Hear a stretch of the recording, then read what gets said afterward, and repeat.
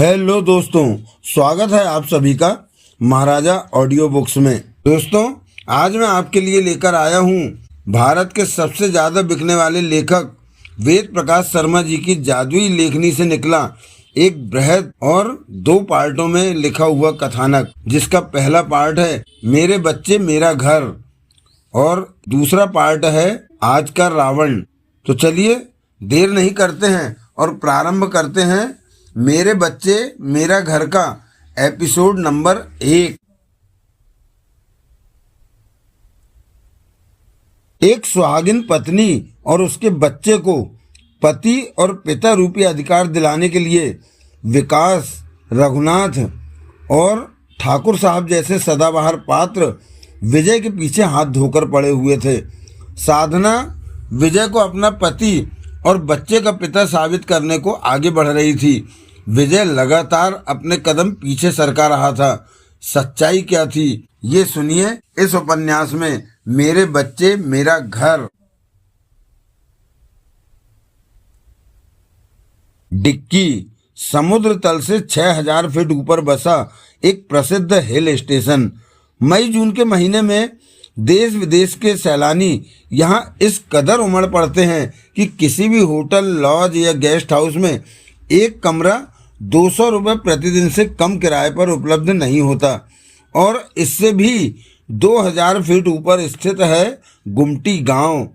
यह वह स्थान है जहाँ की पर्वत श्रृंखलाएं सर्दियों में बर्फ से ढकी रहती हैं। दूर दूर तक हरे भरे पहाड़ी जंगल, दर्रे और घाटियों की यहाँ भरमार है। एक झील है बेहद विशाल, चमचमाते ऊंचे ऊंचे पहाड़ों से घिरी। जब उन पर्वतों की चोटियों पर सूर्य की रश्मियां पड़ती हैं तो झील में नौका विहार कर रहे व्यक्ति को ऐसा लगता है जैसे चारों ओर से सैकड़ों शरारती बच्चे उसे शीशा दिखा रहे हों। डिक्की से गुमटी पहुंचने के लिए खच्चर ही एकमात्र सवारी है, मगर जो डिक्की आता है वह गुमटी जाना नहीं भूलता। वहाँ के प्राकृतिक सौंदर्य को अपनी आंखों में बसाने, झील को देखने और विशेष रूप से नौका विहार का आनंद उठाने हर व्यक्ति वहाँ पहुँचता है। गुमटी में कोई होटल, लॉज या गेस्ट हाउस नहीं है, अतः अधिकांश सैलानी सुबह पहुंचकर सारा दिन गुजारते हैं और शाम तक वापस डिक्की। जंगा नामक पहाड़ पर करीब 100 झोपड़ियां हैं, एक दूसरे से काफ़ी दूर दूर छितराई सी। इन्हीं में गुमटी गांव के निवासी रहते हैं। दिसंबर जनवरी में बर्फ सिर्फ वहां पड़कर ही संतुष्ट नहीं हो जाती, बल्कि बाकायदा बर्फीले तूफान चलते हैं। और वह दिसंबर की ही एक रात थी, खामोश, न बर्फ पड़ रही थी न बर्फीला तूफान, फिर भी सर्दी हद से ज़्यादा थी। गुमटी के हर निवासी की तरह साधना, उसका भाई दिलेराम और ब्लड हाउंड जाति का खतरनाक जेब्रा नामक कुत्ता छोटी सी अंधेरी झोपड़ी में 2-2 लिहाफ ओढ़े सो रहे थे। अचानक किसी ने बाहर से उनकी झोपड़ी की सांकल खटखटाई। ब्लड हाउंड तुरंत उछलकर खड़ा हो गया, जीभ बाहर निकाले अंधेरे में शोले की तरह चमक रही आंखों से उसने दरवाजे की तरफ देखा। सांकल पुनः बजी। अब जेब्रा भौंकने ही नहीं लगा, बल्कि अपने पंजे से दिलेराम को जगाने की कोशिश भी करने लगा। दिलेराम तो नहीं जागा, अलबत्ता साधना की नींद जरूर टूट गई। बोली, क्या बात है जेब्रा? जेब्रा दौड़कर उसकी चारपाई के नज़दीक पहुंचा। अभी वह उसके ऊपर से लिहाफ हटाने की कोशिश ही कर रहा था कि झुंझलाई हुई साधना ने कहा, अरे अरे क्या करता है जेब्रा, क्या मुसीबत आ गई? तभी सांकल पुनः खड़की। हैं? रात के इस वक्त दरवाजे पर कौन हो सकता है? वह चौंक कर उठ बैठी। अब जेब्रा दिलेराम की तरफ लपका। साधना ने टटोलकर अपने सिरहाने से माचिस निकाली। तीली के जलते ही उसकी हरी आंखें चमक उठी। झोपड़ी में लालटेन का पीला प्रकाश बिखर गया। सांकल बहुत जोर से बजी। अरे कौन मरा है रात के इस वक्त? उसने झुंझलाकर ऊंची आवाज में पूछा। मैं इन पहाड़ों में भटका एक मुसाफिर हूँ, दरवाजा खोलिए। साधना ने कोई जवाब न दिया।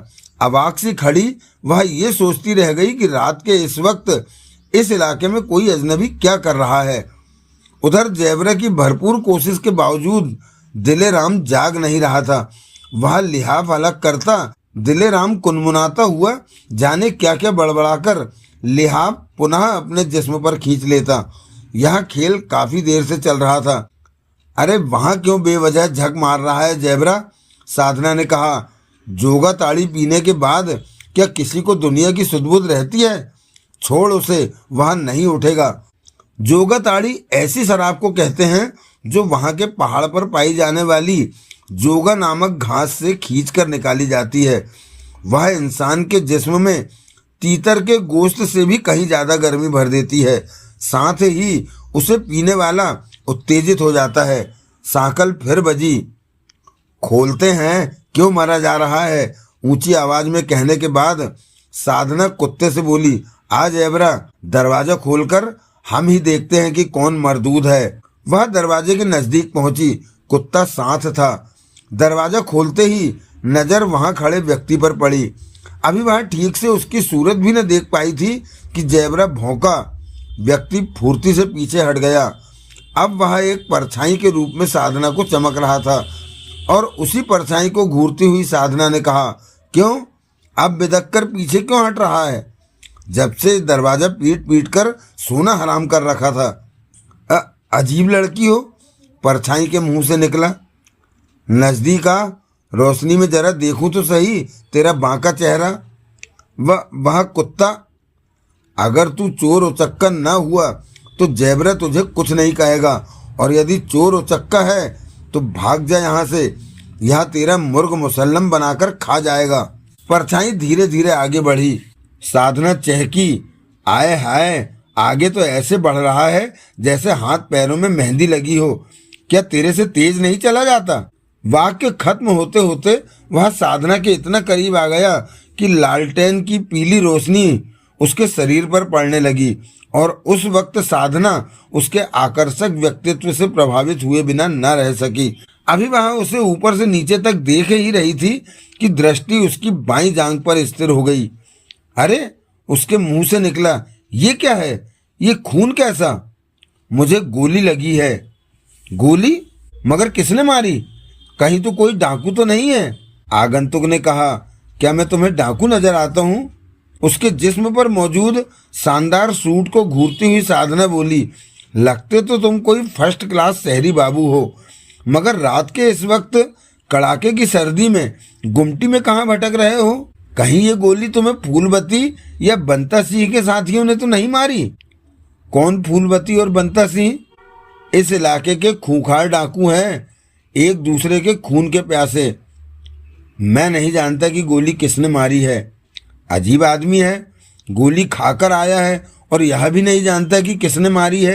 अब बाहर खड़ा टुकुर टुकुर मेरी सूरत क्या देख रहा है? अंदर आ, वरना इस गोली से तो किसी तरह बच गया, सर्दी से नहीं बच सकेगा। आगंतुक ने अंदर कदम रखा। जैबरा चुपचाप एक तरफ हट गया। दरवाजा बंद करके अंदर से सांकल चढ़ाने के बाद पलटती हुई साधना ने पूछा, नाम क्या है तेरा? विश्वास। ये भी कोई नाम हुआ? साधना बोली, विश्वास तो करने या न करने की चीज होती है। खैर ये बता कि कहाँ का रहने वाला है? रामनगर का। ये कहाँ हुआ? यहाँ से बहुत दूर है, एक बहुत बड़ा शहर। तो फिर रात के इस वक्त इन पहाड़ों में क्या कर रहा था? मैं यहाँ के जंगलों में शिकार खेलने आया था। जाने किसने गोली मार दी? जरूर वे फूलवती या बंता सिंह के साथी होंगे। मगर उसे घूरती हुई साधना ने पूछा, रात के वक्त भला कौन सा शिकार किया जाता है? शिकार के लिए तो मैं दिन में ही निकला था, मगर शाम के वक्त जब लौटने के बारे में सोचा तो रास्ता याद न रहा, पहाड़ों में भटक गया। अब से करीब 2 घंटे पहले अंधेरे में जाने के धर से एक गोली चली। सारा जंगल गोली के धमाके की आवाज से गूंज उठा और गोली मेरी जांघ में लगी। जान बचाने की खातिर मैं भागा। कुछ लोगों ने पीछा किया, मगर मैं भागता रहा। रास्तों का मुझे कोई ज्ञान नहीं था। जिधर पैर पड़े जान बचाने की खातिर उधर ही भागा और अंत में खुद को उनकी नजरों से दूर करने में कामयाब हो गया। उसके बाद जख्म से बहने वाले खून को हाथ से रोकने का प्रयास करता, पीड़ा को सहता मैं भटकता रहा। संयोग से यह बस्ती नजर आई और मैं बस अपनी यह रामायण बंद कर जरा। अपना जख्म तो देख, खून अब भी बह रहा है। अगर इसे रोका न गया तो टाए टाए फिस हो जाएगा। खून बहना उतनी गंभीर बात नहीं है जितना सारे जिस्म में गोली का जहर फैल जाने का डर है। तो ये गोली फौरन निकलनी चाहिए। मुझे क्या तूने डॉक्टर समझ रखा है? साधना ने आंखें तरेरी। वह हौले से मुस्कुरा दिया। यह लड़की उसे अजीब लगी थी। बोला, गोली निकालने के लिए डॉक्टर की जरूरत नहीं है। फिर यह काम तुम भी कर सकती हो। मैं कैसे भला? जैसे मैं कहूँ। कहने के साथ ही उसने अपने जूते के तले से एक चाकू निकालकर खोला ही था कि साधना चिहुक कर पीछे हट गई। हाय री दैया, तुम जूते में चाकू रखते हो? हाँ, वह हंसा। चाकू हमें रखना पड़ता है। क्यों भला? शिकार के वक्त यदि गन हाथ से निकल जाए और शेर या चीता हम पर झपट पड़े, तब उसे परास्त करने के लिए कुछ तो होना ही चाहिए। क्या तुम चाकू से शेर को मार सकते हो? कोशिश तो की जा सकती है। जाने क्या सोचकर साधना ने खुद ही कहा, मार सकते हो, जरूर मार सकते हो। तुम मुझे बहादुर शहरी बाबू लगते हो। वह कैसे? जब यहाँ ठाकुर जाति का डाकू आता है तो अक्सर खून खराबा करता है। मैंने वे लोग देखे हैं जिन्हें डाकुओं की गोली लगती है। या तो वे मर जाते हैं या कई कई दिन तक बेहोश रहते हैं। और एक तुम हो, 2 घंटे पहले गोली लगी है मगर अब भी खड़े चकचक कर रहे हो। अगर तुमने गोली निकालने की बजाय थोड़ी देर और चकचक की तो मेरी सारी बहादुरी तुम्हारी इस झोपड़ी में ढेर हो जाएगी। क्या? साधना भड़क उठी। मैं चकचक करती हूँ? अरे नहीं बाबा, किस बेवकूफ ने कहा है कि तुम चकचक करती हो? खैर, मैं ये गोली निकालने वाली बात कह रहा था। मगर मैंने पहले तो कभी किसी की गोली निकाली नहीं। निकालती कैसे? आगंतुक ने कहा। पहले कभी कोई जख्मी व्यक्ति तुम्हारी झोपड़ी में आया भी तो नहीं होगा। ये भी ठीक है। तो ये लो चाकू और निकालो गोली। चाकू से भला गोली कैसे निकलेगी?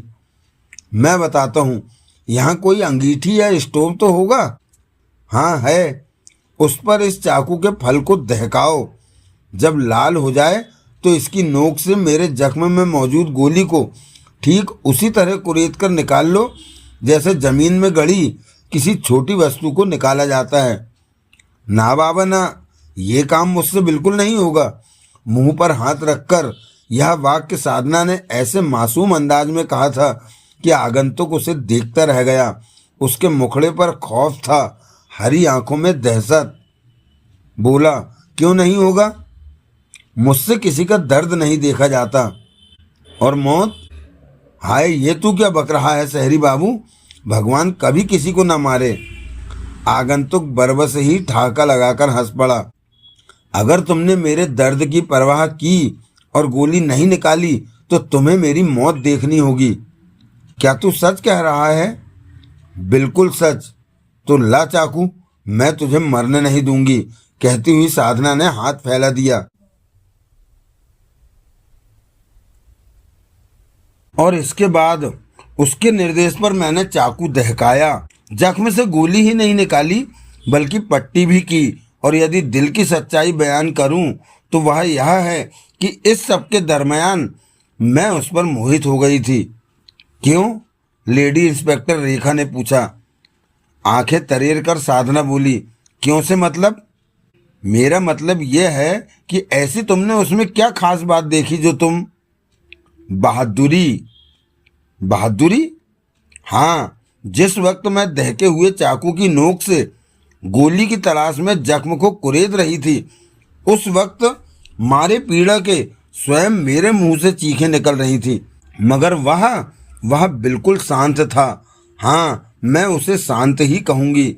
लाख चाहने के बावजूद मैं उसकी उस वक्त की मुद्रा नहीं भूल सकती। दांतों पर दांत जमाए सारी पीड़ा को इस तरह पी गया जैसे कभी शंकर ने जहर पिया होगा। मुंह से उफ तक न निकाली। शंकर ने यदि जहर को अपने कंठ में रोक लिया था तो विश्वास ने दर्द के कारण उबल पड़ रही अपनी चीखों को। गोली निकालते निकालते जबरदस्त सर्दी के बावजूद मैं पसीने से तरबतर हो चुकी थी मारे दहशत के मैं हाँफ रही थी। किंतु जानती हो उस वक्त उसने क्या कहा? क्या कहने लगा? शाबाश साधना, तुम एक बहादुर लड़की हो। सुनकर बोलने की इच्छा के बावजूद मेरे मुंह से एक लफ्ज भी ना निकल सका, सिर्फ उसे देखती रह गई। अब तुम ही बोलो, कौन लड़की ऐसे बहादुर इंसान पर फिदा ना हो जाएगी? खैर, उसके बाद क्या हुआ? कहीं खोई सी साधना ने कहना शुरू किया। उसके बाद मैं उससे उस ढंग से बात न कर सकी जिस ढंग से उसके आने पर की थी। दरअसल गुमटी के हर व्यक्ति से मेरे बात करने का अंदाज वही होता था, मगर जाने क्यों उससे बातें करने का अंदाज मुझे अच्छा नहीं लगा।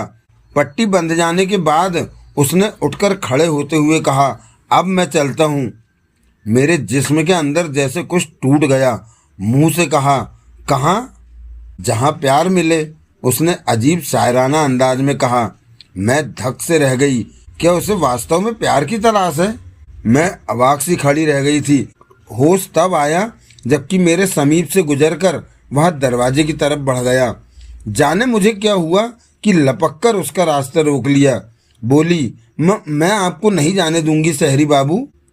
आए? उसने अपनी आंखें भेंगी बना ली। तुम मुझे तू से आप कहने लगी? मैं शर्मा गई, कुछ बोल न सकी। हाँ, मन ही मन उसके कृत्रिम क्रोध पर हंसी आ रही थी। वह बोला, और फिर अगर हमने कह दिया कि जाना है तो जाकर रहेंगे, हमें तुम क्या रोकोगी? बड़े बड़े लकड़बग्घे नहीं रोक सके। लकड़बग्घे? मैं चकरा गई।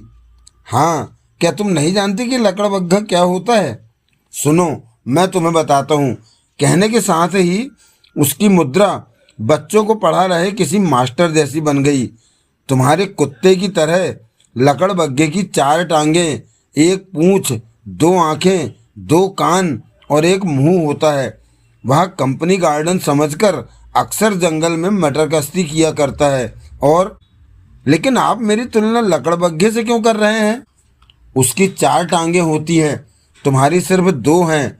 जब वही हमें कहीं आने जाने से नहीं रोक सकता तो तुम किस खेत की मूली हो? मूली? मैं फिर उलझ गई।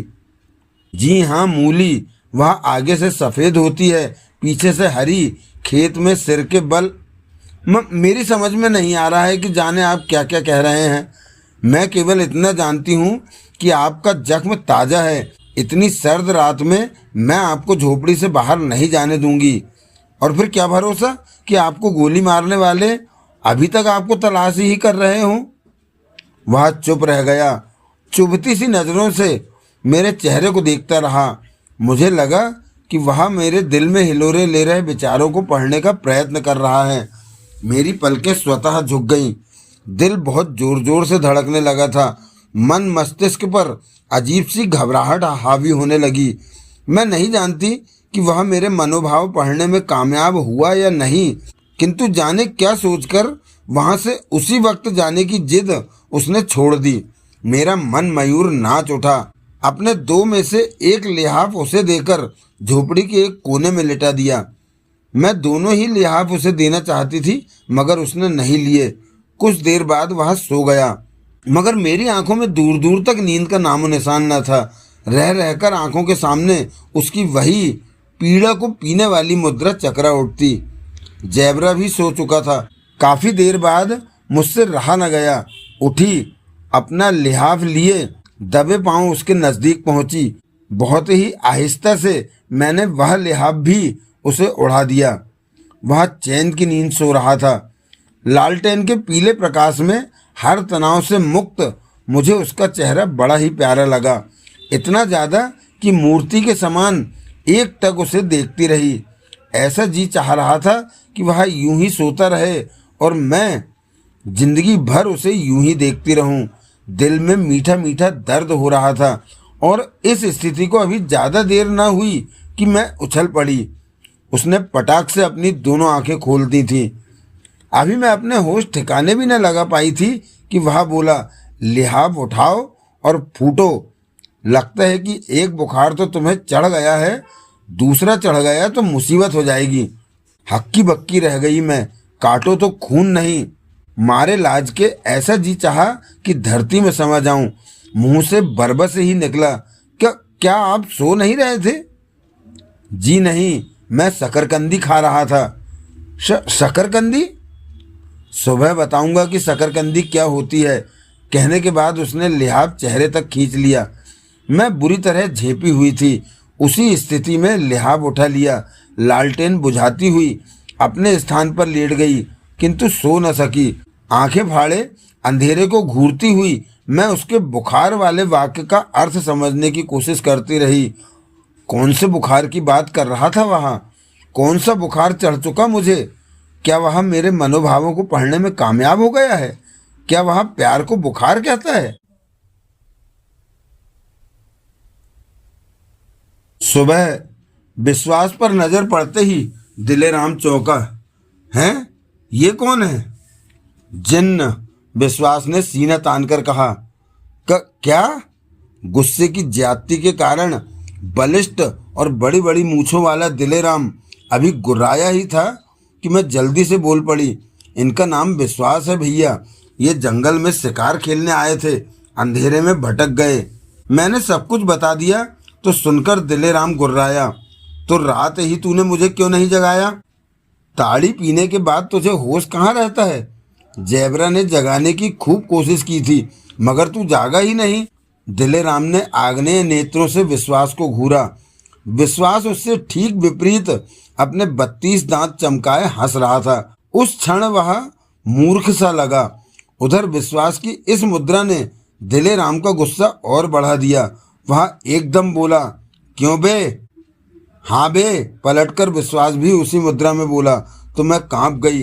दिलेराम ने झपटकर दोनों हाथों से उसका गिरेबान पकड़ लिया और गुर्राया, मुझसे अबे तबे से बात करता है हरामजादे, जानता नहीं कि मैं कौन हूँ? विश्वास का चेहरा पीला पड़ गया। रुआंसे स्वर में बोला, जानता हूँ भाई दिलेराम कि तुम दिलेराम नहीं अफलातून हो। 1 मिनट में मुझे मुरब्बा बनाकर चट कर सकते हो, मगर क्या? दिलेराम की आंखें खून उबल रही थी। तुमने मुझे क्यों बे कहा? मैंने सोचा कि तुम्हें हावे ही पसंद आएगा, इसीलिए कहा था। अब अगर ये बात तुम्हें बल्लम की तरह चुभ गई तो इसमें मैं क्या कर सकता हूँ? अगर एक घूंसा तेरे जबड़े पर लग जाए तो अभी समझ आ जाएगा कि क्या कर सकता है। वह बिल्कुल समझ आ जाएगा भाई। दिलेराम मारे डर के विश्वास कांपता हुआ बोला, मगर मारना मत प्यारे, वरना हमारे सारे दांत हो जाएंगे न्यारे न्यारे। भला क्या दुश्मनी है बीच में हमारे तुम्हारे? मैं अवाक रह गई। किसी भी कीमत पर नहीं मान सकती थी कि वह इतना कायर और डरपोक हो सकता है, जिसने रात उफ किए बिना गोली निकलवा ली थी। इस वक्त वह शेर के पंजे में दबा खरगोश सा लग रहा था और मुझे लगा कि वह दिलेराम से डर नहीं रहा बल्कि डरने का नाटक कर रहा है। जबकि दिलेराम ने गुर्राकर पूछा, तो बोल, कौन है तू? विश्वास करो, विश्वास हूँ बड़े भाई। तुम झूठ बोल रहे हो, मैं साधना की तरह बेवकूफ़ नहीं हूँ। विश्वास ने मूर्खों की तरह गर्दन अकड़ाकर कहा, फिर क्या हो? लगता है हरामजादे, तुझे बताना ही पड़ेगा कि मैं क्या हूँ। कहने के साथ ही दिलेराम ने एक मजबूत घूंसा उसके जबड़े पर जड़ दिया। विश्वास उछलकर झोपड़ी के एक कोने में जा गिरा, मगर वहीं पड़ा पड़ा वह कह रहा था, ये तुमने क्या कर दिया दिलेराम भाई? देखो, मैंने पहले ही कहा था कि घूंसा मत मारना। कसम आलू बुखारे की, ये हिलने लगे हैं। दिलेराम खूंखार अंदाज में उसकी तरफ बढ़ा। तभी मैं दौड़कर उनके बीच आ गई और चीख पड़ी, ये तू क्या कर रहा है भैया? क्या हम अपने मेहमान के साथ ऐसा सलूक करते हैं? ये मेहमान नहीं साधना, कोई चोर गुंडा या डाकू है। विश्वास वहीं उसी पोज में पड़ा चीखा, ए झूठ मत बोलो दिलेराम प्यारे, वरना मुझे गुस्सा आ जाएगा। अबे गुस्सा आ जाएगा तो? गुर्राता हुआ दिलेराम उसकी तरफ लपका, मगर मैं चीख पड़ी, ठहरो भैया, ये क्या पागलपन है? तू बीच में से हट जा साधना। आखिर तुझे हो क्या गया है भैया? इसने क्या बिगाड़ा है तेरा? तू अभी भोली भाली है साधना, इन शहरी बाबुओं की फितरत से वाकिफ नहीं है। ये नए नए स्वांग रचकर यहाँ पहाड़ों में आकर भोली भाली लड़कियों को बेवकूफ़ बनाते हैं। क्या स्वांग रचा है इन्होंने? ना ये जंगल में शिकार खेलने आया था, न इसे गोली लगी है। रात के वक्त बहाना बनाकर ये जानबूझकर हमारी झोपड़ी में घुसा है। अजी ठेंगा घुसा है। साधना के पीछे खड़े विश्वास ने ठेंगा दिखाकर उसे चिढ़ाने के से अंदाज में कहा, और इससे पहले कि दिलेराम अपने दिलो दिमाग पर से नियंत्रण खो दे, मैं बोली, तुझे वहम हुआ है भैया, इनके जख्म से गोली मैंने खुद निकाली थी। वो देखो, गोली अभी तक कटोरे में पड़ी है। दिलेराम की नज़र झोपड़ी में एक तरफ रखे कटोरे पर पड़ी। उधर विश्वास कूदकर कटोरे के समीप पहुंचा, कटोरा उठाया और लपककर दिलेराम के नज़दीक पहुंचकर बोला, अपने टिपारे खोलकर देखो प्यारे, ये गोली है या बम का गोला। दिलेराम का चेहरा पुनः भभकने लगा। मैंने विश्वास से कहा, यह आप कैसी ऊटपटांग बातें कर रहे हैं विश्वास बाबू, रात को तो आप इस तरह की बातें नहीं कर रहे थे। अजी रात गई बात गई, उसने किसी झगड़ालू औरत की तरह हाथ नचाते हुए कहा। हम रात को किसी और तरह से बात करते हैं, दिन में किसी और तरह से। आपको क्या हो गया है विश्वास बाबू? विश्वास के कुछ कहने से पहले ही दिलेराम गर्ज उठा। मुझे तो यह आदमी कुछ पागल मालूम पड़ता है। हाँ, अब तुमने ठीक पहचाना, विश्वास ने तपाक से कहा। मैं पागल हूँ, मेरा बाप भी पागल था, उसका बाप भी पागल था, खानदानी पागल हूँ मैं। सामने वाले के बाल नहीं, मुंह नोचता हूँ, उसे पत्थर नहीं फूल मारता हूँ। फूल, वह भी गुलाब का। जी हाँ, गुलाब को जवाहरलाल अपनी अचकन में लगाया करते थे। गुलाब से गुलकंद बनता है, कलाकंद बनता है, जितने भी कंद हैं सब गुलाब से बनते हैं, इसीलिए मैं गुलाब मार करता हूँ। दिलेराम उसे देखता रह गया। उससे ज़्यादा हैरान मैं थी, क्योंकि उस वक्त विश्वास 16 आने पागल लग रहा था। मुझे लगा कि कहीं वह सचमुच ही तो पागल नहीं है, मगर मुझे रात वाला विश्वास याद आया। नहीं, वह पागल नहीं हो सकता, निश्चय ही वह अभिनय कर रहा है। पहले कायर और डरपोक होने की एक्टिंग कर रहा था, अब पागलपन की। लेकिन क्यों? अभी मैं कुछ निश्चय न कर पाई थी कि दिलेराम ने कहा, क्या तुम वाकई पागल हो? नहीं, विश्वास ने अपनी गर्दन अकड़ाकर शुतुरमुर्ग की तरह लंबी कर ली। पागल हो गए तुम, तुम्हारा बाप। मैं सनकी हूँ। कभी कभी सोचता हूँ कि यदि आदमी अपने पैरों के बजाय हाथों से चला करता तो कैसा लगता। देखो मैं चलकर दिखाता हूँ। कहने के साथ ही वह तुरंत उल्टा हो गया, सिर नीचे, टांगे ऊपर। वह बाकायदा अपने हाथों पर चलने लगा, साथ ही अजीब अजीब मुद्राएं भी बनाता जा रहा था, ऐसी कि मैं और दिलेराम एक दूसरे की तरफ देखते रह गए। एक कोने में चुपचाप बैठा जैबरा आंखों में दिलचस्पी के भाव लिए सारा खेल देख रहा था। विश्वास की हरकतों ने गुस्से के कारण दिलेराम की अजीब हालत कर दी। आगे बढ़कर उसने विश्वास के पेट पर ठोकर मारी। एक चीख के साथ विश्वास उलट गया। इसके बाद दिलेराम रुका नहीं। गुस्से में भन्नाया हुआ वह विश्वास पर एक के बाद दूसरा वार करता चला गया। मैं चीख चीख कर उसे रोकने का प्रयास कर रही थी, और यह सारा हड़कंप देखकर जैबरा भी जोर जोर से भौंकने लगा। उधर विश्वास दिलेराम के किसी भी हमले का जवाब देने के स्थान पर निरंतर पागलों की तरह हरकत किए जा रहा था। हंगामा इतना बढ़ा कि बस्ती के दूसरे लोग हमारी झोपड़ी का दरवाज़ा पीटने लगे। मैंने जल्दी से दरवाज़ा खोल दिया।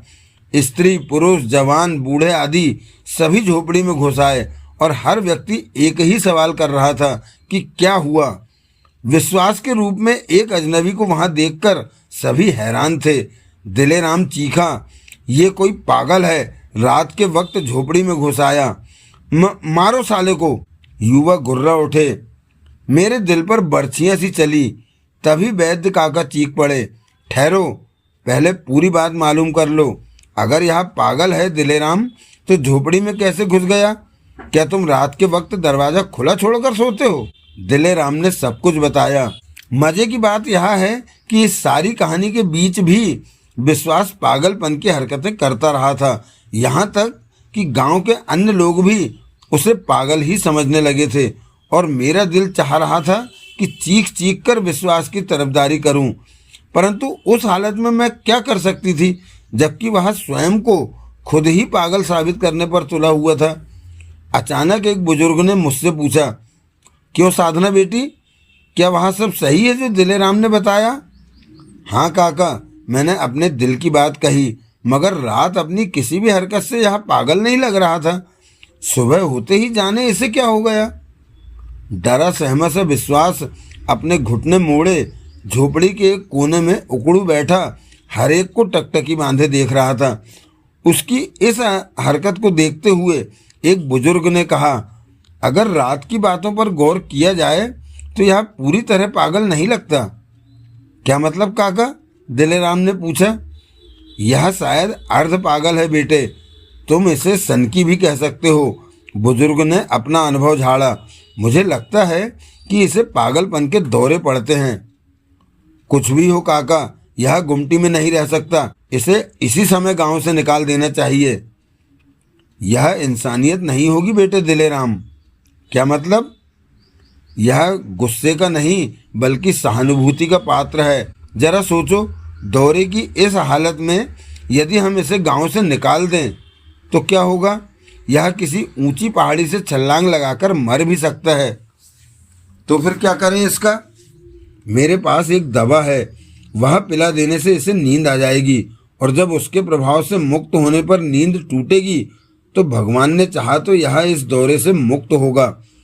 तब हम इसे स्वयं गुमटी से बाहर छोड़कर आ सकते हैं। दिलेराम चुप रह गया।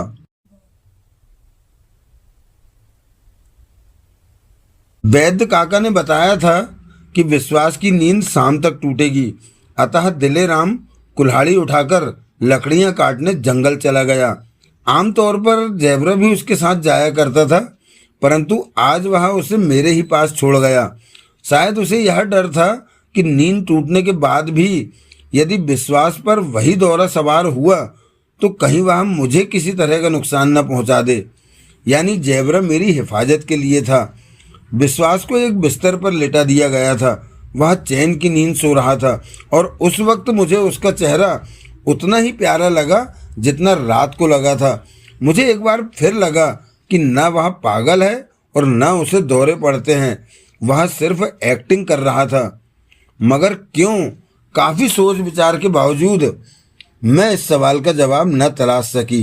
शाम के 5 बजे से एकाएक सर्दी बढ़ने लगी, ठंडी हवाएं चलने लगी और वातावरण में अंधेरा छाने लगा। मेरे लिए यह नई बात नहीं थी। मौसम के इस बदलते हुए रुख को देखकर मैं शीघ्र ही समझ गई कि अब बर्फ पड़ने वाली है। मुझे दिलेराम की चिंता होने लगी थी। बर्फीले तूफान के बीच जंगल में फंसे व्यक्ति का रहनुमा भगवान के अलावा कोई दूसरा नहीं होता, और मेरी संभावनाओं के मुताबिक 6 बजते बजते न सिर्फ बर्फ पड़ने लगी बल्कि साए साए करता बर्फीला तूफान भी चल पड़ा था। दिलेराम लौटा नहीं था। ठंड बढ़ती चली गई। जैबरा अपने लिहाफों में जा दुबका। बर्फीला तूफान आने पर यह उसकी स्वाभाविक क्रिया थी। सर्दी मुझे भी लग रही थी। बचने के लिए मैं अपने बिस्तर की तरफ बढ़ना ही चाहती थी कि विश्वास के मुंह से कराह निकली। मैं उत्साहित होकर उसकी तरफ लपकी। नहीं कह सकती कि यह अचानक ही बुरी तरह बढ़ गई सर्दी का प्रभाव था अथवा दवा का असर खत्म हो रहा था, किंतु यह सच है कि विश्वास की चेतना लौट रही थी। मेरे दिल में मीठी टीस उठी। विश्वास, विश्वास, मैंने उसे झंझोड़ा। उसने आंखें खोल दी।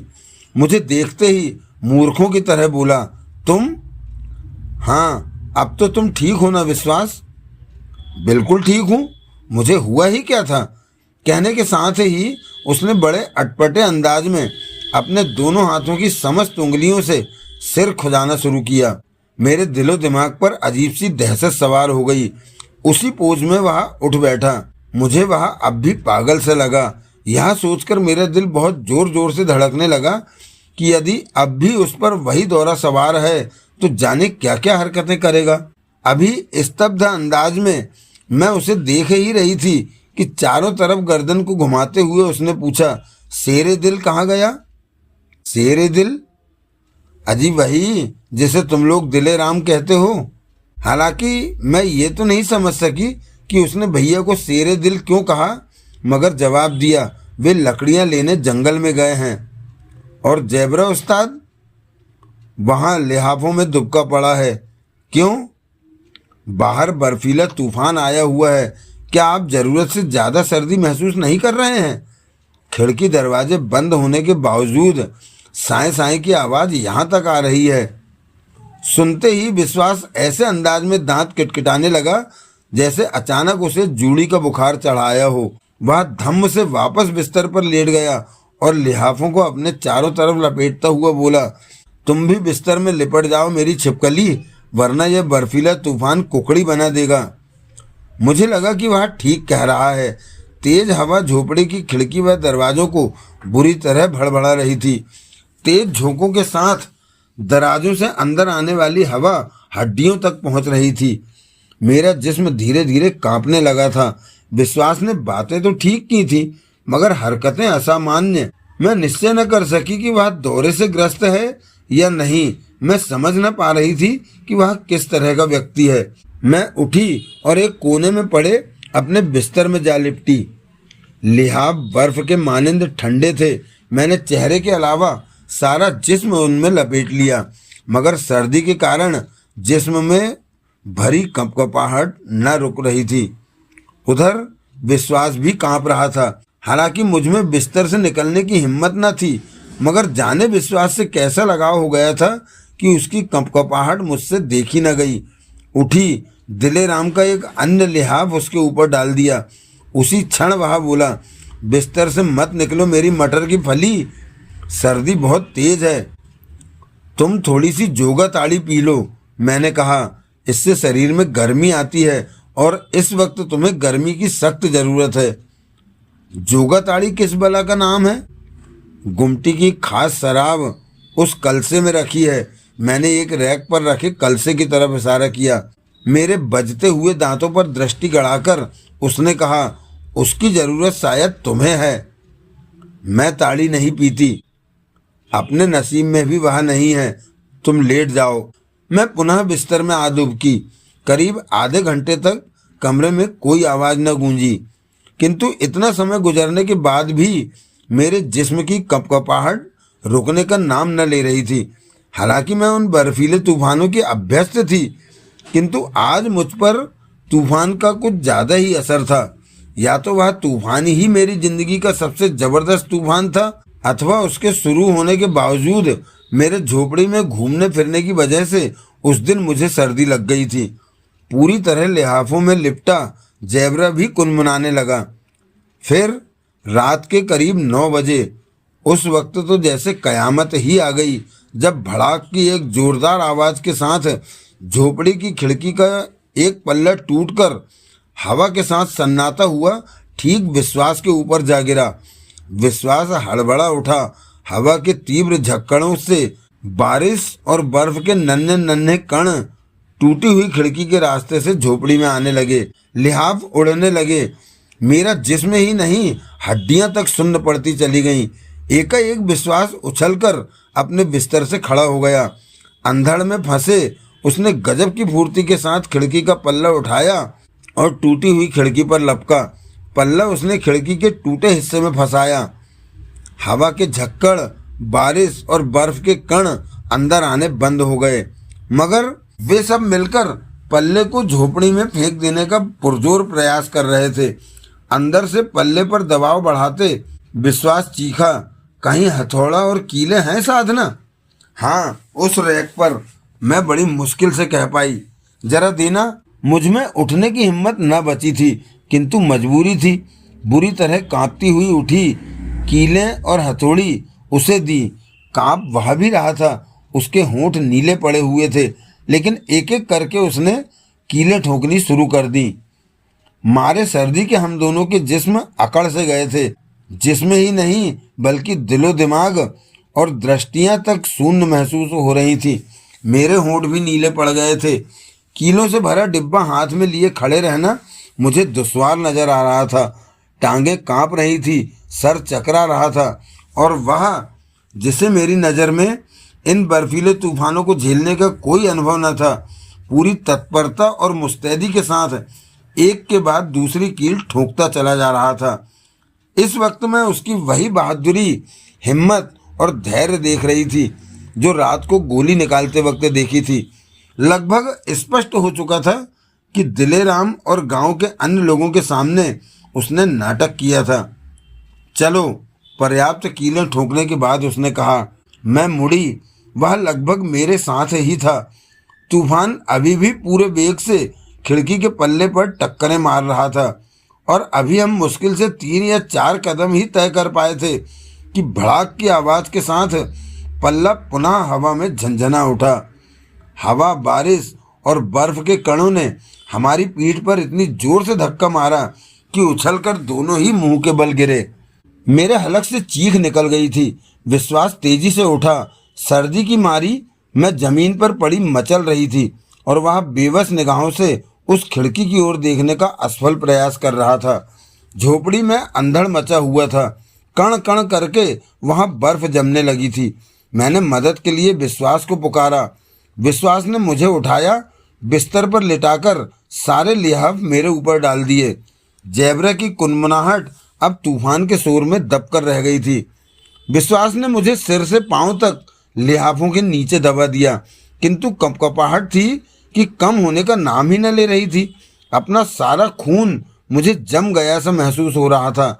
सारे बदन में बिजली के समान ठंडी लहरें कौंध रही थी। महसूस हो रहा था कि लिहाफ के अंदर हाथ डालकर विश्वास मेरे तलवे रगड़ रहा है, मगर गर्मी का नामो निशान नहीं। यह विचार अब भी मेरे दिमाग में था कि बर्फीले तूफान में फंसे विश्वास का इस वक्त क्या हाल होगा। एकाएक मैंने महसूस किया कि मेरे तलवे रगड़े जाने बंद हो गए हैं। हालांकि मैं सर्दी से बुरी तरह त्रस्त थी, किंतु दिमाग में इस विचार को उठने से न रोक सकी कि तूफान ने कहीं विश्वास की जान तो नहीं ले ली है। मैंने फुर्ती के साथ अपने चेहरे से लिहाफ हटाए। उफ! झोपड़ी में चल रहे जबरदस्त अंधड़ के बीच मैंने उसे ताड़ी वाले कलसे से मुंह लगाए देखा। वह गटागट ताड़ी पिए जा रहा था। मैंने बोलने की कोशिश की, मगर मुंह से आवाज न निकल सकी। ताड़ी पीते पीते विश्वास की नज़र मुझ पर पड़ी तो कलसे के साथ दौड़कर मेरे पास आया और चीख कर बोला, थोड़ी शराब पी लो साधना।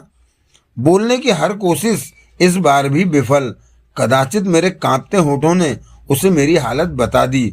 उसने कलश मेरे मुंह से लगा दिया, किंतु 1 या 2 बूंद से ज़्यादा शराब मेरे हलक से नीचे न उतर सकी। ठीक उसी तरह बाहर आने लगी जैसे मृत व्यक्ति के मुंह में डाली गई कोई भी वस्तु बाहर आ जाती है। विश्वास मेरी यह हालत देखकर शायद डर गया। कलश एक तरफ फेंककर उसने मुझे बुरी तरह झंझोड़ते हुए पुकारा। मैंने अपनी बंद होती जा रही आंखों को जबरन खोला। बोलने के प्रयास में होंठ कांप कर रह गए। मुझे विश्वास का उस वक्त का चेहरा अच्छी तरह याद है। उसके चेहरे पर किसी मजबूरी बस लिए गए निश्चय के दृढ़ भाव थे और उस वक्त मेरी आंखें बंद हो रही थी जब महसूस किया कि वह मेरे बिस्तर में घुस गया है। गर्मी पाने के लिए मैंने उसे जकड़ लिया। उसने मुझे अपने समूचे जिस्म को मेरे जिस्म से रगड़कर वह गर्मी उत्पन्न करने की चेष्टा कर रहा था और मेरे अवचेतन मस्तिष्क ने महसूस किया कि उसके इस प्रयास से मुझे राहत मिल रही है, सो मैं भी वैसा ही करने लगी। फिर मेरे हलक से एक चीख निकल गई। दिलो दिमाग सर्दी से हटकर कहीं शून्य में स्थिर हो गया। मुझे ही नहीं बल्कि विश्वास को भी पसीना आने लगा। झोपड़ी के जर्रे जर्रे पर भले ही बर्फ के नन्हे नन्हे कण आकर जम रहे हों, परंतु हम दोनों के जिस्मों पर उबलते पसीने की बूंदें झिलमिलाने लगी थी। मेरी डूबती हुई चेतना लौट आई। झोपड़ी में रखी हर वस्तु बर्फ के नीचे दबती चली जा रही थी, जबकि मेरे जिस्म में लावा भरता चला गया। हम एक दूसरे से लिपटे जाने कब सो गए। जब मेरी आंख खुली तो खिड़की के बाहर हल्का प्रकाश फैला हुआ था। तूफान रात के किसी वक्त थम चुका था और इस विचार ने मेरे जिस्म में बिजली सी भर दी कि यदि दिलेराम आ गया अथवा टूटी पड़ी खिड़की से किसी गांव वाले ने अंदर का दृश्य देख लिया तो क्या होगा। मैं एक झटके से उठी। मुंह से कराह निकल गई। जिस्म का जोड़ जोड़ दुख रहा था। अपने तन को नग्न देखकर मैं बुरी तरह बौखला गई और उस क्षण मेरे मस्तिष्क पटल पर वह दृश्य उभर आया जो रात हुआ था। मेरे रोंगटे खड़े हो गए। ग्लानि का एक तेज भपका मेरे मन मस्तिष्क और जिस्म में भरता चला गया। हे भगवान, अर्ध बेहोशी की हालत में यह हमसे क्या पाप हो गया था। अपने आप से घृणा सी हुई मुझे। दिल चाहा कि दहाड़े मार मार कर रो पड़ूं, किंतु लोक लाज से डरी मैं वैसा भी न कर सकी। कपड़े पहने और एक कोने में बैठकर सिसकने लगी। जी चाह रहा था कि किसी पहाड़ी से कूदकर जान दे दूं या धरती फटे और मैं उसमें समाती चली जाऊं। ये भयानक विचार अभी दिमाग में चकरा ही रहे थे कि जेबरा की कुनमुनाहट ने मेरा ध्यान भंग किया। इस विचार के दिमाग में आते ही मैं एक झटके से उठी कि मेरा सर्वस्व लूट लेने वाले इस तूफान के बाद जेबरा किस हालत में है। मैंने उसके ऊपर से लिहाफ उठाए। अभी तक सिकुड़ा पड़ा जेबरा डरी सहमी सी आंखों से मेरी तरफ देखने लगा। मेरे लिए यही काफी था कि वह जीवित है, और जाने क्या हुआ कि मैं उसे अपनी बाहों में भींचकर फफक पड़ी। जाने कब तक रोती रही मैं। जब थक गई तब चिड़िया चहचहाने लगी थी। जेबरा झोपड़ी में चहलकदमी सी करने लगा। मैं टूटी हुई खिड़की के समीप जाकर खड़ी हो गई। सारे पहाड़, दर्रे और घाटियां बर्फ से ढक चुकी थी। दूर दूर तक संगमरमर सा बिछा था। वृक्ष तक बर्फ से लदे थे। तूफान ने एक कमजोर वृक्ष को तोड़ दिया था। वह मेरी तरह जमीन पर बिछी बर्फ के ऊपर मुंह के बल पड़ा था। उसे देखते ही अचानक मुझे दिलेराम का ख्याल आ गया। वह अभी तक नहीं लौटा है, लौटेगा भी या नहीं। इस तूफान से उसने अपनी जान कैसे बचाई होगी। अचानक मैं ये सोचकर घबराने लगी कि यदि दिलेराम को कुछ हो गया तो इस हालत में, जबकि एक अजनबी ने मेरा सब कुछ लूट लिया है, मेरा क्या होगा। मुझे जानना चाहिए कि रात जो कुछ हुआ उस पर विश्वास की प्रतिक्रिया क्या है। यही सोचकर मैं अभी तक सो रहे विश्वास के नजदीक पहुंची। धड़कते दिल से अभी उसे जगाने के लिए स्पर्श किया ही था कि चौंक पड़ी। विश्वास का समूचा जिस्म बुरी तरह भवक रहा था। इस सच्चाई ने मेरे तिरपन कंपा दिए कि विश्वास को तेज बुखार है। मैंने उसके मस्तक पर हाथ रखा तो लगा कि जैसे गर्म तवे पर रखा हो। मैंने तड़प कर उसे झंझोड़ा, वह विश्वास बाबू। उसने आंखें खोली। मेरा चेहरा देखते ही वे आंखें किसी सोच में डूब गई, और इतना मैं समझ सकती थी कि उस वक्त तूफान के सभी दृश्य चलचित्र की भांति उसके जहन में चकरा रहे थे। मेरी दृष्टि स्वतः झुकती चली गई। काफी देर तक हम दोनों के बीच ब्लेड की धार जैसी पैनी खामोशी छाई रही। फिर मैंने महसूस किया कि विश्वास अपने बिस्तर से उठने की कोशिश कर रहा है, और मैंने अपना चेहरा ऊपर उठाकर कहा, लेटे रहिए, आपको बहुत तेज बुखार है।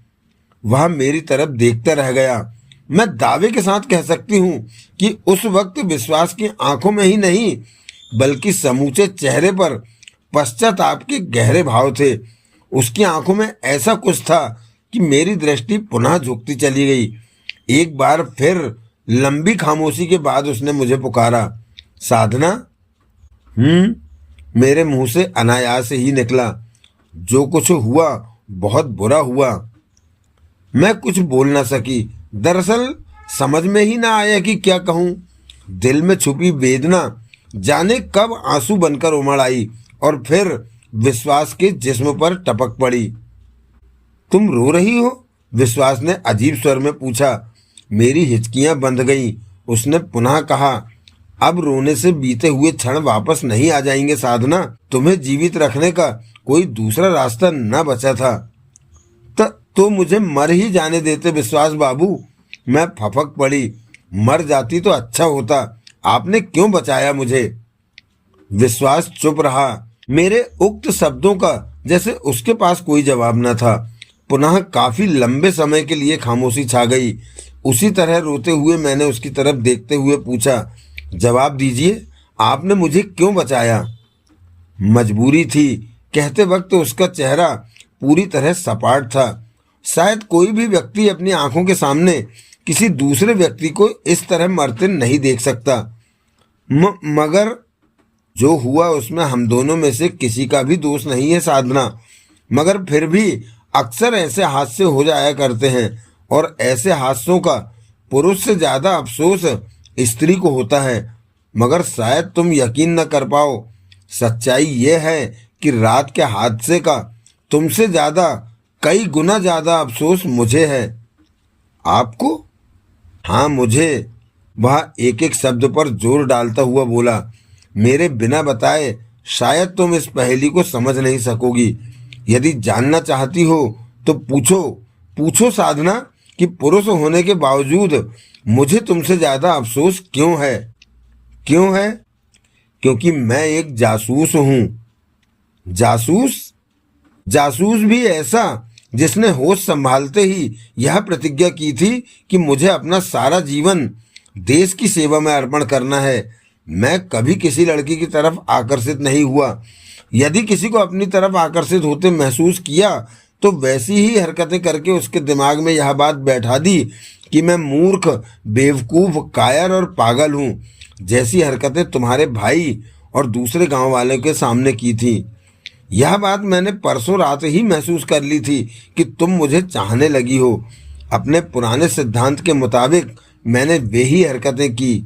मैं ये चाहता था कि मेरे प्रति तुम्हारे दिल में जो पनपा है वह पौधा वहीं का वहीं दब जाए और गांव वाले मुझे पागल समझकर यहाँ से निकाल दें। परंतु उन्होंने मुझे नींद की दवा दे दी। होश आया तो बाहर ऐसा तूफान चल रहा था कि यहाँ से निकल नहीं सकता था। सो पुनः बेवकूफाना हरकतें दोहराई, मगर उस तूफान ने मेरी सारी तपस्या भंग कर दी। मैं ये नहीं कहूँगा साधना कि मैं बहक गया था, क्योंकि यकीन मानो मैं बहकने वालों में से नहीं हूँ। ये सच है कि मैंने जो कुछ किया पूरे होशो हवास में जानबूझकर तुम्हें बचाने के लिए किया है। और अब ये जानना चाहता हूँ कि जो कुछ हो गया है तुम्हारे दिमाग से उसका क्या हल है? मैं समझी नहीं कि आप क्या पूछ रहे हैं। एक पल वह मेरे चेहरे की ओर देखता रहा, बोला, अब मैं यहाँ से जाना चाहता हूँ। नहीं, मैं सिहर उठी, चीखी, आप ऐसा नहीं कर सकते। इसके अलावा और हो भी क्या सकता है? मैं आपके अलावा किसी से शादी नहीं कर सकती। यदि आप मुझे छोड़कर चले गए तो आपकी कसम मैं किसी पहाड़ी से कूदकर अपनी जान दे दूंगी। यानी तुम्हारी नज़र में इस समस्या का हल शादी है?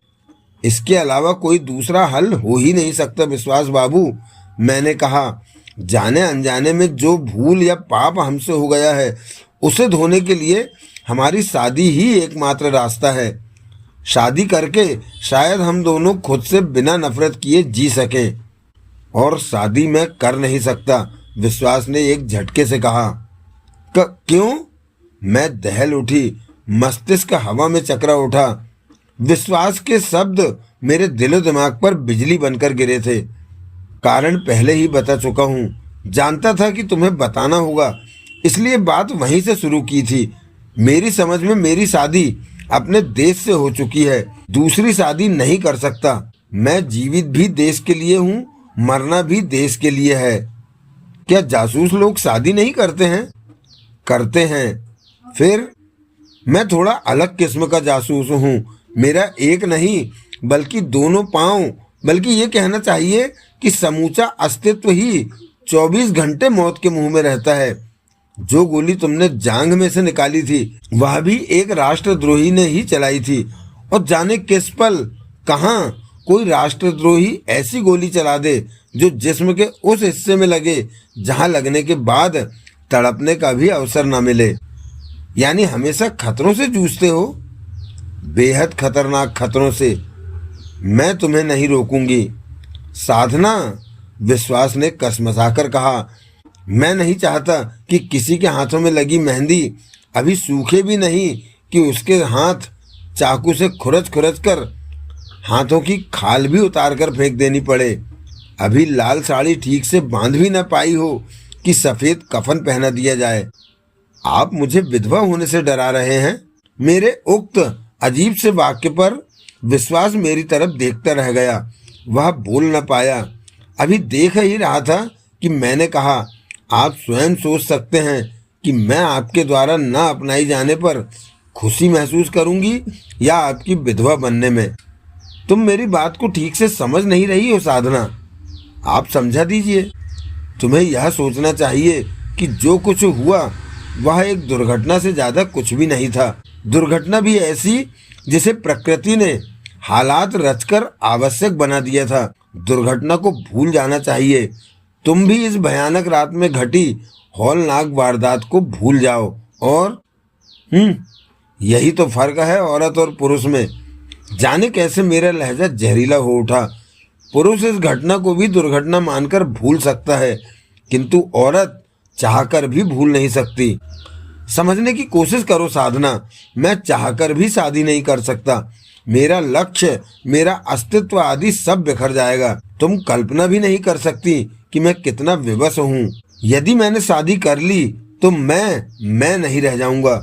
बहुत बड़ा अनर्थ हो जाएगा साधना, तब भी जबकि मैं आपकी विधवा बनने के लिए तैयार हूँ।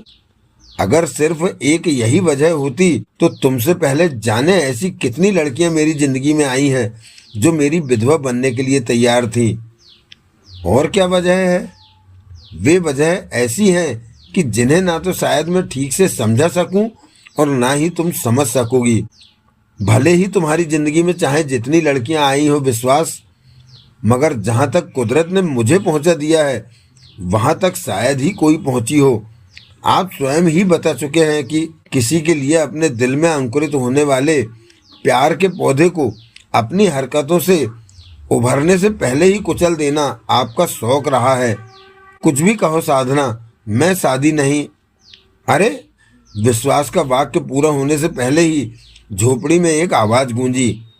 क्या तूफान में ये खिड़की टूट गई थी?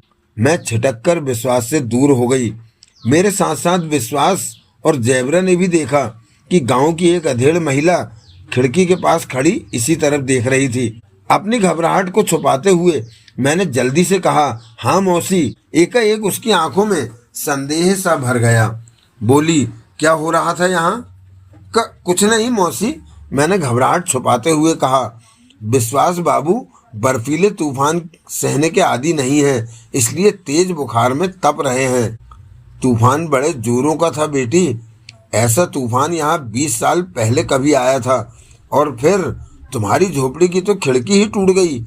ऐसी हालत में तुम तीनों जीवित दिख रहे हो, यह कम नहीं है। मैं चुप रही। मैं अभी वैद्य जी को भेज रही हूँ। इलाज होना जरूरी है, वरना ये बुखार जानलेवा भी हो सकता है। कहने के बाद वह खिड़की से इस तरह गायब हो गई जैसे जादू के जोर से गायब हुई हो। मैं पुनः विश्वास की तरफ मुखातिब हुई। बोली, अगर आप एक बार और कह दें कि मुझसे शादी नहीं करेंगे तो आपकी कसम मैं फिर कुछ नहीं कहूंगी। यहाँ ऐसी बहुत सी खाइयां हैं जहाँ से कोई मेरी लाश भी बरामद नहीं कर सकेगा। विश्वास कुछ बोल ना सका। शादी के लिए शायद वह हाँ करना नहीं चाहता था और ये कह नहीं पा रहा था कि भले ही मैं किसी खाई में कूद पड़ूं, उसे कोई परवाह नहीं है। झोपड़ी में पैना सन्नाटा छा गया। वह तभी भंग हुआ जबकि किसी ने बाहर से दरवाजा खटखटाया। मैंने वहां वैद्य जी के होने की कल्पना के साथ दरवाजा खोला था, किंतु दरवाजा खोलते ही धक्क से रह गई। मुंह से अटकते हुए अल्फाज निकले, भैया। हाँ, बड़ी मुश्किल से खुद को जिंदा रखने में कामयाब हुआ हूँ। कहने के साथ ही दिलेराम मेरा चेहरा देखकर अंदर प्रविष्ट होता होता ठिठक गया। एकाएक वह मुझे कठोर दृष्टि से घूरता हुआ बोला, क्या बात है साधना? कुछ नहीं, मैंने स्वयं को संभालने की भरसक चेष्टा की। तू मुझे देखकर खुश नहीं हुई? खुश? मैं तो बहुत खुश हूँ भैया। गौर से मेरी आंखों को देखते हुए उसने कहा, क्या तू रोई थी? नहीं तो। हाँ, यह सोचकर बस 2-4 आंसू आ गए थे कि ऐसे भयानक तूफान में मेरा भैया जंगल के बीच भला खुद को जीवित कैसे रख सकेगा। पगली, दिलेराम ने प्यार से मेरे गाल पर चपत मारी। ऐन वक्त पर मुझे एक खोह नजर आ गई थी। शायद वह इसलिए नजर आई थी कि तेरे हाथ पीले करने से पहले मैं मरने वाला नहीं हूँ। स्वाभाविक लाली मेरे मुखड़े पर ना उभर सकी, किंतु दिलेराम ने इस तरफ ध्यान नहीं दिया। मैं महसूस कर सकती थी कि इस वक्त विश्वास का दिल इस आशंका से किस कदर कांप रहा है कि कहीं मैं रात की घटना का जिक्र दिलेराम से न कर दूं। पुरुष भला क्या जाने कि एक बहन चाहकर भी वह सब कुछ भाई को नहीं बता सकती। झोपड़ी के अंदर प्रविष्ट होते ही दिले राम ने टूटी खिड़की और विश्वास को बिस्तर में देखकर स्वाभाविक सवाल किए। कुछ का मैंने और कुछ का जवाब विश्वास ने दिया। अब वह पागलपन की एक्टिंग नहीं कर रहा था। दिले राम ने कहा, अब तो तुम बिल्कुल ठीक नजर आ रहे हो मिस्टर विश्वास। विश्वास के जवाब से पहले ही वैद्य जी झोपड़ी में दाखिल हुए। विश्वास की नब्ज पर हाथ रखते ही उनके चेहरे पर चिंता की ढेर सारी लकीरें उभर आई। बोले, उफ, बहुत तेज बुखार है। ये बुखार जिस्म में इतनी कमजोरी ला देता है कि आदमी अपनी मर्जी से 10-5 कदम से ज्यादा नहीं चल सकता। वैद्य जी के ये शब्द अक्षरशः सत्य निकले। इस बात का अंदाजा इसी से लगाया जा सकता है कि बुखार ने बड़ी मुश्किल से 20वें दिन विश्वास का पीछा छोड़ा। बुखार के कारण, क्योंकि वह चल फिर नहीं सकता था, शायद इसलिए दिले राम ने भी उससे झोपड़ी से चले जाने के लिए ना कहा। वैद्य जी का इलाज चलता रहा। 4-5 दिन में ही दिले राम और जैबरा उसके दोस्त नहीं बल्कि प्रशंसक बन गए। विश्वास की बातें क्योंकि मजाक से भरपूर हुआ करती थी, इसलिए दिले राम ठहाके लगा के हंसता। अब उसके और विश्वास के बीच वैसा कोई तनाव या बैर भाव नहीं रह गया था जैसा पहले दिन था। जैबरा मुझे और दिले राम की तरह ही विश्वास को भी चाहने लगा। जब मैं विश्वास के पास अकेली होती तो उसके चेहरे पर अजीब सी गंभीरता छा जाया करती। मैं उससे पूछती कि वह मुझसे शादी करेगा या नहीं। जवाब में वह चुप ही नहीं रहता बल्कि कसकर अपने जबड़े भींच लेता, जैसे कुछ भी ना बोलने की कसम खा चुका हो। अकेले में मुझसे वह कभी कोई बात ना करता। उसकी चुप्पी मुझे बुरी तरह उलझाए हुए थी। मैं ये भी नहीं समझ पा रही थी कि वह क्या सोच रहा है। इसी तरह 15 दिन गुजर गए। बुखार का प्रकोप अब विश्वास पर कम हो चुका था, किंतु दवा बराबर चल रही थी और 15वें दिन की ही रात थी। पिछली कई रात की तरह मुझे नींद नहीं आ रही थी। कमरे में अंधेरा था। अचानक हल्की सी आहट ने मेरे कान खड़े कर दिए। महसूस हुआ कि कोई दबे पांव दरवाजे की तरफ बढ़ रहा है और मेरे जहन में बिजली की तरह यह विचार कौंध गया कि हो न हो यह विश्वास ही हो सकता है।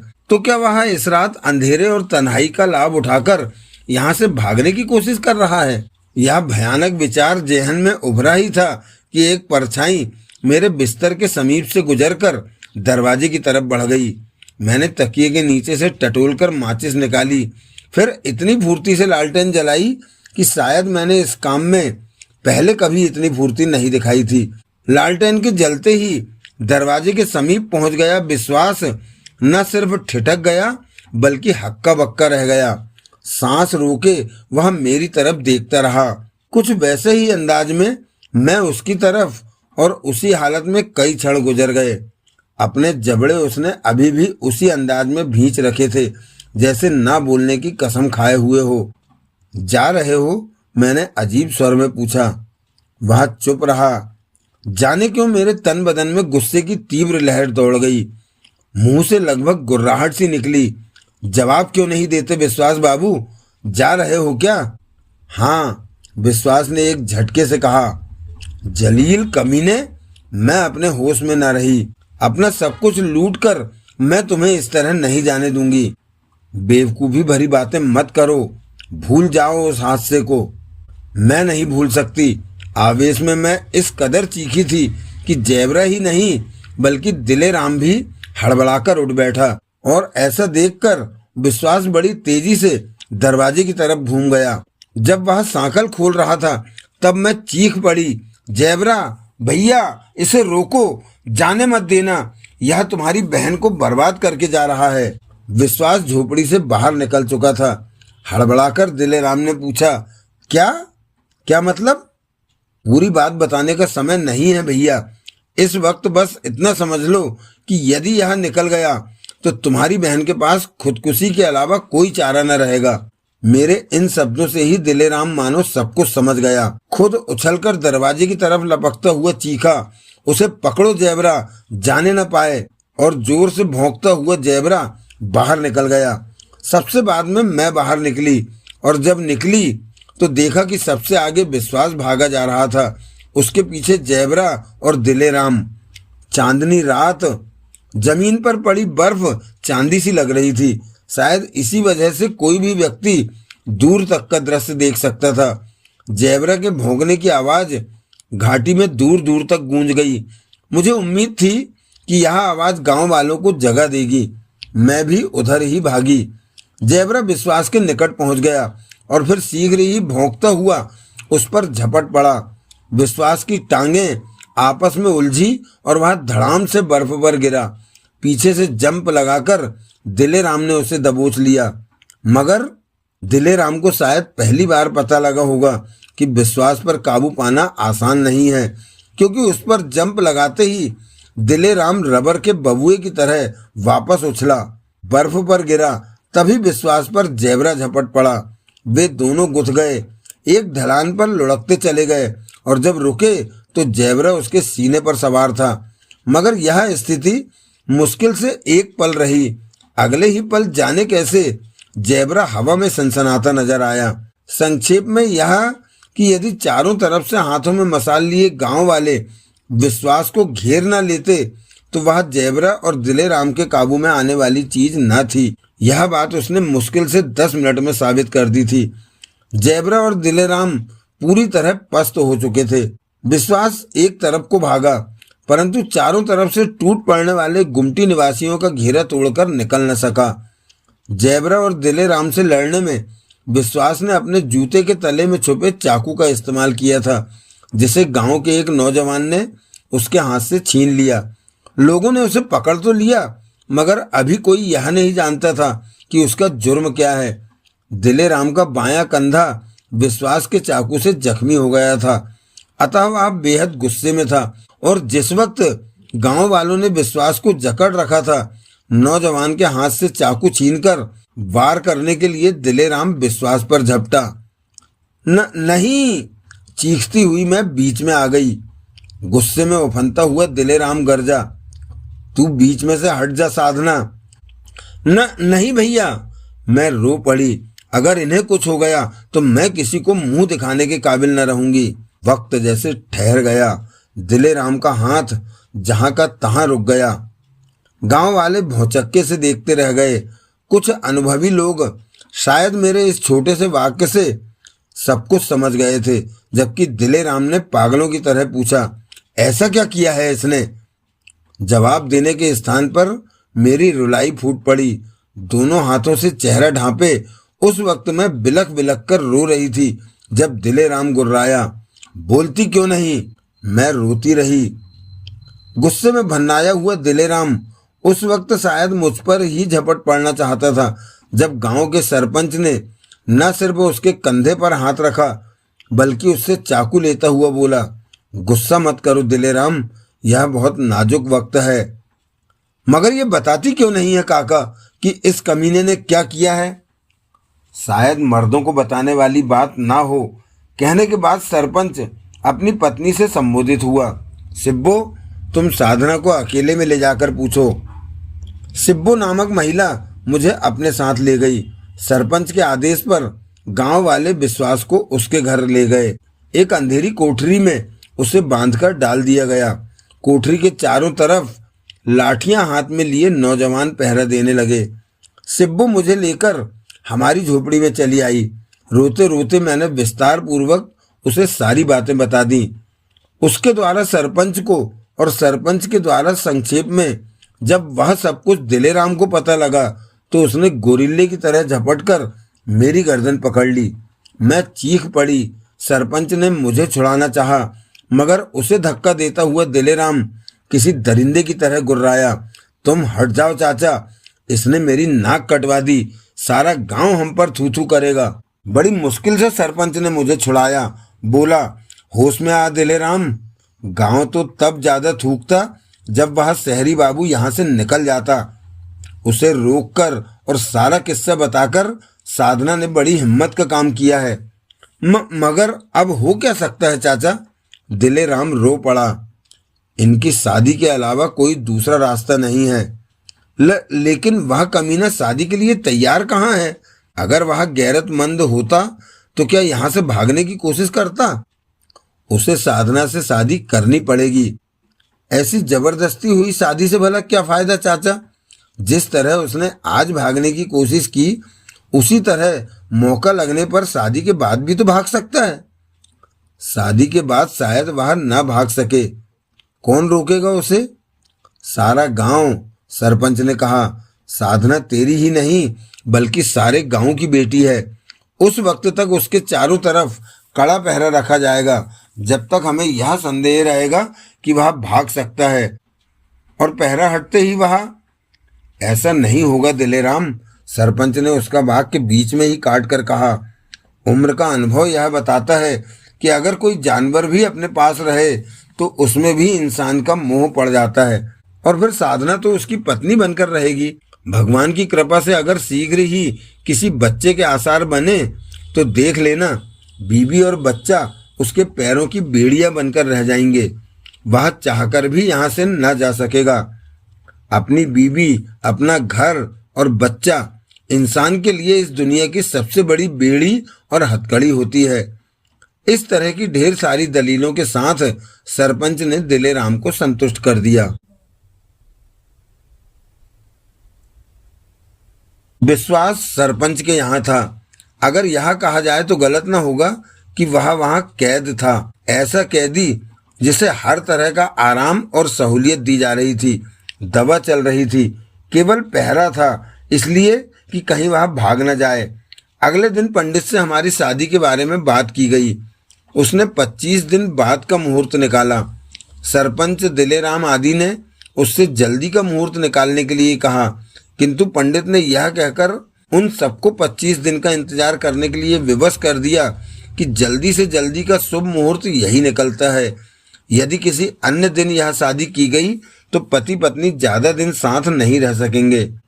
अगर इस दिन शादी हुई? दिलेराम ने पूछा। पंडित ने कहा, सारी जिंदगी के लिए साधना को उसकी पत्नी होने का गौरव और अधिकार मिलेगा, शायद उसका कुल चलाने का भी। 25 दिन मैं एक पल के लिए भी विश्वास की सूरत न देख सकी थी, किंतु सिब्बों के जरिए उसका हाल जरूर मालूम होता रहता। और फिर लंबी प्रतीक्षा के बाद वह दिन भी आ गया, हमारी शादी का दिन। सारे गांव को सजाया गया था, नाच गाना हुआ, शादी की सभी रस्में भी। हाँ, उस सब के दरमियान विश्वास पूरी तरह गंभीर और चुप रहा था।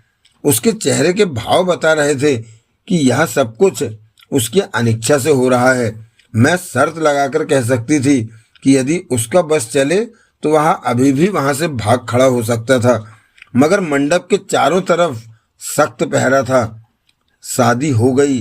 सुहाग रात को हमें एक अकेले कमरे में पहुंचा दिया गया। मेरे कमरे में दाखिल होते ही विश्वास के चेहरे पर न सिर्फ नफरत उभर आई बल्कि मेरी तरफ पीठ भी कर ली उसने। जानती थी कि मुझे उसका मन जीतना है। पीछे से जाकर मैंने उसके कंधे पर हाथ रखा। बहुत ही प्यार से पुकारा था मैंने, वीसू। वह न केवल छटक कर दूर हो गया बल्कि मेरी तरफ पलटा। और क्या तुम यह समझती हो कि जो नाटक आज हुआ उसके बाद तुम्हें अपनी पत्नी मान लूंगा? वह नाटक नहीं वीसू, हमारी शादी थी। किसी को बंधक बनाकर शादी की रस्में पूरी करा लेने से सोचकर आई हो कि मैं सुहागरात की रस्में? सुहागरात तो हमारी मन चुकी है वीसू। हम उन अभागे पति पत्नियों में से हैं जिनकी सुहागरात शादी से पहले ही मन जाती है। हमारी सुहागरात तो उस बर्फीले तूफान। वह सुहागरात नहीं, तुम्हें मरने से बचाने का मेरा एक प्रयास था। काश तुमने मुझे मर जाने दिया होता। हाँ, तुम मर गई होती। उसका यह वाक्य किसी नस्तर की तरह मेरे दिल को बींधता चला गया। आंखों में उमड़ आने वाले आंसुओं को मैं पुरजोर कोशिश के बावजूद न रोक सकी। बोली, मैं जानती हूँ वीसू कि तुम मुझसे नफरत करते हो। यह भी जानती हूँ कि आज की रात हमारी सुहागरात नहीं। फिर क्यों आई हो यहाँ? तुम्हें यह बताने कि उस तूफानी रात में मुझे मरने से बचाने के प्रयास में तुम एक और नन्हे से अस्तित्व को जन्म दे चुके हो। यह झूठ है। विश्वास पूरा का पूरा कांप गया। यह सच है वीसू, यह सच्चाई उसे बता देना जरूरी थी। आज 45वां दिन है। तुम्हारे नन्हे से प्रतिबिंब ने मेरी कोख में आकार लेना शुरू कर दिया है। तुम बक रही हो, मुझे प्रभावित करना चाहती हो। तुम भले ही मुझे अपनी पत्नी न मानो, मगर मैं मन वचन और कर्म से तुम्हें अपना पति स्वीकार कर चुकी हूँ, और एक पत्नी अपने पति की झूठी सौगंध नहीं खा सकती। मैं तुम्हारी सौगंध खाकर कहती हूँ वीसु कि मैं तुम्हारे बच्चे की माँ बनने वाली हूँ। विश्वास मुंह बाए मेरी ओर देखता रह गया। अब तो कुदरत ने भी मुझे तुम्हारी पत्नी बना दिया है। इस सच्चाई को इंसान भरसक चेष्टा करने के बावजूद झुठला नहीं सकता। तुम भले ही मत मानो, मगर मैं तुम्हारी पत्नी ही नहीं बल्कि तुम्हारे होने वाले बच्चे की माँ भी हूँ। ये शब्द मैंने कुछ ऐसी दृढ़ता से कहे थे कि जवाब में विश्वास कुछ कह न सका, सिर्फ मुझे देखता भर रहा। उसका चेहरा बुरी तरह भभक रहा था। इस बार मैंने भी आंखें नहीं झुकाई, सीधी उसकी तरफ देखती रही, और मेरे देखते ही देखते उसके चेहरे पर आश्चर्यजनक परिवर्तन आने लगा। उसके चेहरे पर क्रोध के स्थान पर करुणा फैल गई। आशाजनक स्वर में मैंने पूछा, क्या सोच रहे हो? क्या तुम सच बोल रही हो? मैं एक बार फिर तुम्हारी कसम खाकर कहती हूँ वीसु कि यह सच है। उफ! उसने दोनों हाथों से अपना सिर पकड़ लिया। लड़खड़ाता सा वह चारपाई की तरफ बढ़ा और फिर उसकी बाही पर अफसोस मनाने के से अंदाज में बैठ गया। कैसी अभागिन थी मैं! पत्नी के मुंह से जिस समाचार को सुनकर पति मारे खुशी के नाचने लगते हैं, वहीं मेरा पति अफसोस मना रहा था। मगर फिर भी मैं खुश थी। मुझे लग रहा था कि इस सूचना ने उसे अंदर से कहीं तोड़ डाला है। सरपंच चाचा ने शायद ठीक ही कहा था। पत्नी और बच्चे इस दुनिया की सबसे मजबूत हथकड़ी और बेड़ी हैं। उसके बाद विश्वास टूटता चला गया। बोला, अब मैं अपने यार दोस्त और विभाग के लोगों को शक्ल दिखाने के काबिल नहीं रहा। कहीं जाने की जरूरत ही क्या है? हम लोग यहीं रहेंगे वीसु। दुनिया की इन सबसे हसीन वादियों में हमारा छोटा सा खूबसूरत घर होगा। नन्हे नन्हे बच्चे होंगे। पाल पोस कर हम उन्हें बड़ा करेंगे। जरूर इसी में सबसे बड़ा सुख है। तभी तो हर स्त्री पुरुष सिर्फ इतना ही करने इस दुनिया में आते हैं। वह कुछ नहीं बोला, बस एकटक देखता रहा मुझे, और शक्ल से ही लग रहा था कि वह टूट रहा है। नई परिस्थितियों को स्वीकार करने की चेष्टा कर रहा है वह। मैंने उसे हौसला दिया, स्वप्न दिखाए। 10 दिन में ही मुझे विश्वास हो गया कि अब वह गुमटी से बाहर कहीं जाने वाला नहीं है।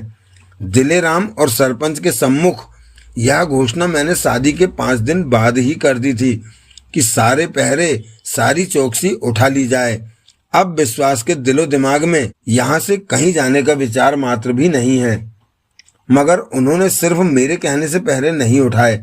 5 दिन स्वयं उसे चेक किया, मगर वह इतना फरेबी था कि उन्हें भी धोखा दे गया। हाँ, कम से कम अब तो मैं उसे धोखा ही कहूंगी। अपने व्यवहार से जो यकीन उसने मुझे दिलवाया था, वही उन्हें दिलाने में भी कामयाब हो गया, और पहरे हटने के तीसरे दिन ही वह दिन दहाड़े गुमटी से गायब हो गया। क्या गायब होने से पहले विश्वास ने तुमसे कोई खास बात कही थी? नहीं, पुलिस स्टेशन के इस बंद कमरे में बताती हुई साधना की आंखें भर आई। बोली, उस दिन वे अंतिम बार मुझे 11 बजे मिले थे। शाम को 5 बजे जब गांव वालों का ध्यान इस बात पर गया कि विश्वास कहीं नजर नहीं आ रहा है, तो उसकी ढूंढ मची। न मिलने पर पता लगा कि वे धोखा दे गए हैं। लेडी इंस्पेक्टर रेखा ने पूछा, तुम्हें अपना एड्रेस भी नहीं दिया उसने? नहीं। तुम्हारा झूठ पकड़ा गया साधना। लेडी इंस्पेक्टर रेखा की आंखें चमक उठी। रामनगर का एक एड्रेस पुलिस को दिखाते हुए तुमने कहा था कि वह एड्रेस उसने अपने हाथ से लिखा था। यह सच है, मगर वह एड्रेस उन्होंने मुझे नहीं दिया था, बल्कि जिन दिनों सरपंच चाचा की कैद में थे उन दिनों उन्हें दिया था। फिर तुम्हारे हाथ कैसे लगा? जब उन्हें ढूंढने निकली तो एड्रेस सरपंच चाचा से ले लिया था। रेखा निरुत्तर सी हो गई। कुछ देर तक चुपचाप साधना का चेहरा देखती रही। फिर अगला सवाल किया, तुम इतने दिन बाद उसे ढूंढने क्यों निकली? मैं तो तभी रामनगर आना चाहती थी, मगर दिलेराम, सरपंच और गांव वालों ने यह कहकर न निकलने दिया कि मैं गर्भवती हूँ। कोई अन्य तो इस पते को लेकर रामनगर आ सकता था। दिलेराम और उसके साथ 4 नौजवान आए थे। हल्के से चौंकती हुई रेखा ने पूछा, क्या कहा? 15 दिन बाद रामनगर से गुमटी लौटकर उन्होंने बताया कि एड्रेस पूरी तरह फर्जी है। रामनगर में ना ये मोहल्ला है ना मकान नंबर। फिर उन दिनों रोते रोते मेरा बुरा हाल था। उक्त सूचना ने मुझ पर दुखों का पहाड़ ढा दिया। सरपंच आदि मुझे ढांढस देने लगे, कहने लगे कि जो हुआ वह मेरा भाग्य था। सचमुच वह शहरी बाबू एक नंबर का धूर्त निकला। मगर अब तुम कलंकनी नहीं हो। शादीशुदा स्त्री को मां बनने का हक है। मैंने आत्महत्या करने की कोशिश की मगर उन्होंने ऐसा भी न करने दिया। मगर अब गुमटी से तुम अकेली कैसे निकल आई? अब इस दुनिया में जयवरा और विराट के अलावा मेरा कोई नहीं है। हल्के से चौंकती हुई रेखा ने पूछा, विराट कौन? मेरा और विश्वास का ये बच्चा। साधना ने अपनी गोद में मौजूद बच्चे की तरफ इशारा किया। दिलेराम कहाँ गया? एक दुर्घटना ने वह सहारा भी मुझसे छीन लिया। बताती हुई साधना के चेहरे पर हर तरफ वेदना ही वेदना थी।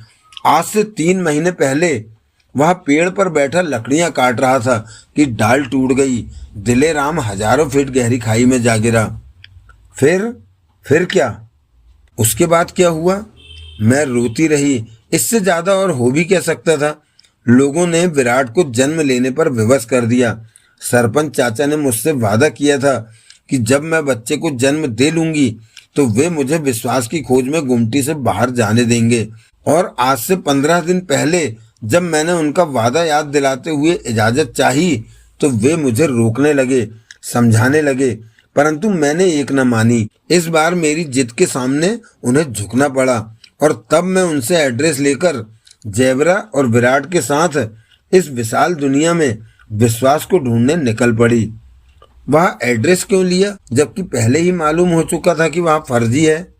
अपनी कहानी की रोशनी में मुझे यह अंदेशा है कि यदि वे मिल भी गए तो मुझे अपनी पत्नी स्वीकार नहीं करेंगे। ऐसे हालातों में मैं उनके सगे संबंधियों या कानून के सामने सच होने के प्रमाण पेश करूंगी। और एड्रेस वाला कागज भी एक ऐसा ही प्रमाण है क्योंकि उसे उन्होंने अपने हाथ से लिखा है। जब तुम्हें मालूम था कि रामनगर का एड्रेस गलत है तो तुम गुमटी से सीधी रामनगर ही क्यों पहुंची? यह सोचकर कि शायद मोहल्ला और मकान नंबर ही गलत हो। वास्तव में वे उसी शहर के रहने वाले हों। जवाब सुनने के बाद रेखा कुछ देर तक सोचती रही। शायद यह कि साधना से और क्या सवाल किया जा सकता है। जब न सूझा तो बोली, चलो। वे बंद कमरे से बाहर आ गए। तो दोस्तों, विजय विकास सीरीज का ये उपन्यास वेद प्रकाश शर्मा जी की जादुई कलम से निकला हुआ इसका पहला एपिसोड आज यहीं विराम लेता है। इसके पश्चात पुनः आपसे भेंट होगी इसी उपन्यास अर्थात मेरे बच्चे मेरा घर के द्वितीय एपिसोड में। तब तक के लिए जय हिंद, जय भारत, वंदे मातरम। और हाँ, अपना ख्याल अवश्य रखिएगा। धन्यवाद, थैंक यू, शुक्रिया।